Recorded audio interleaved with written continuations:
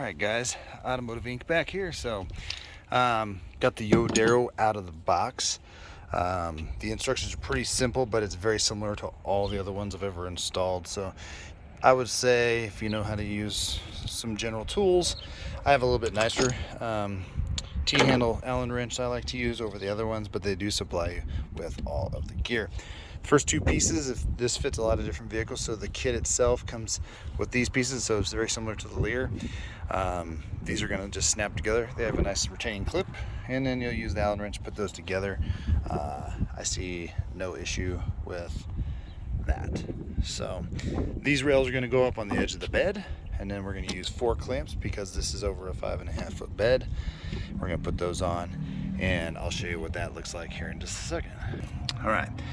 So on mine, these already came installed, but you're going to want to leave those probably about when you lay this flat. I put these on here. You need to slide them through the channel. The longer side or the taller side goes in the back. That's going to clip on the back of here.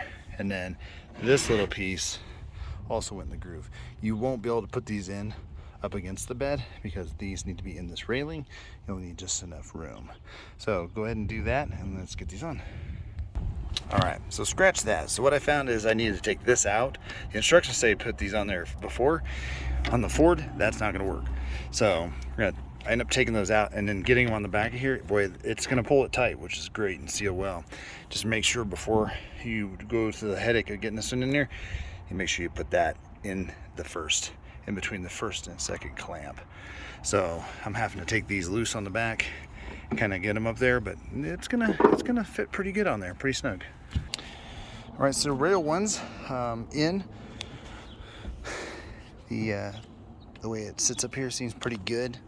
I'm gonna get the other one on, and then I'll size it up. So they do put a groove right here, so you can get this back brace in, because obviously you have this clip here.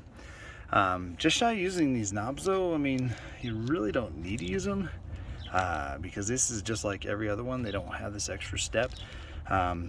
Some of them do, but there's this extra check piece here just to keep it level. But I mean, securement wise, it's under pretty good.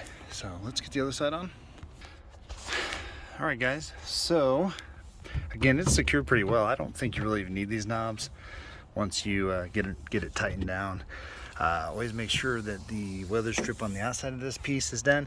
And then these, it says this was installed from the factory, so the next one need to be flipped over. So we're gonna see, that's the instructions say. But so far so good. I think we'll close the tailgate and see how that works. All right, so far so good. Looks good right here. And looks like the railing's fairly level. This side might be tipping up a little bit, so I may take a look at that and see if it needs to be adjusted. You can see right here, this is just tipping up a smidge. All right, so this is where 2 people can come in handy. The idea is to flip out the rubber seal that's on the front, so it kind of goes down, and then those bolts are going to come down there. So you can kind of see here, if you want to flip out that little piece of rubber, it can go, you know, over that railing and stuff like that. So this is where 2 people would come in handy if you got them. I do not typically, so, but I want to prove that you can do this by yourself. The cover itself probably weighs about 45 pounds, maybe 75 pounds for the whole kit. So all right, so after you get it sized up, you can see there's a gap up there. They give you some like boogery looking seal to use up there. We'll put that in afterwards. And then see, but I'm just now getting it adjusted for length on the tailgate. All right guys, so you have some securement straps here that you can adjust and clip. Here's that seal that kind of flips out. I put that like boogery seal right there. It's the best way, it's like some type of like tarry material. And then when you're ready, these are how you release it, which is pretty nice. As you come down, this piece right here was kind of sticking out, so I had to get a piece of wood and kind of tap it in. But all in all, each panel does secure, so that's nice. All right, so as we get to the back here, hypothetically, you could probably shut the tailgate and put this down. And then once it latches right there, you can see right there, I mean, it seals pretty decent. It won't interfere if you want to leave your hitch in.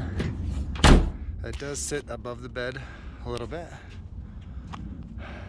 but I mean, we'll see tomorrow. I'll post back later in the description, let you guys know how it does. I'm gonna take it to the car wash and spray it off. Overall though, I mean, it's not bad for the dough. I mean, you're talking 450 bucks, and there's no way somebody's gonna break in and steal anything from this. Sealing's good, and